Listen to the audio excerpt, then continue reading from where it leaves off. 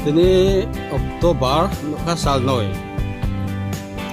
Wah, bukan New Eden parase. Sini bro, repatriation perok neman kia Mizoram sorkari rau. Temporary kia tong neman kia nouh tong mo se. Ada mi tak purau. Brake pitong. Sa naidi boke center sorkari bai kia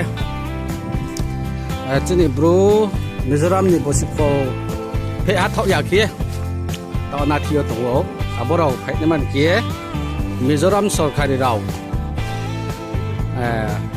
kem de kia brau phai su ha wa to ne man kia jaga tang mo se bok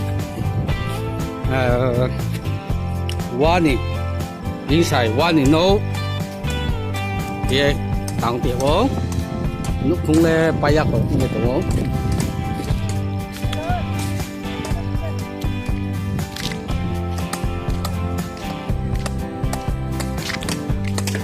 ok bọc bro dạo từ ông việt chỗ này rồi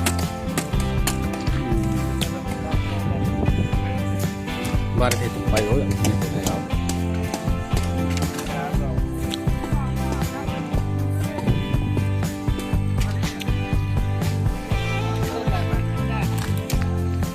này rồi mày mới xung quanh tổ giáo bố phá xả lạ lạ kia nghe tổ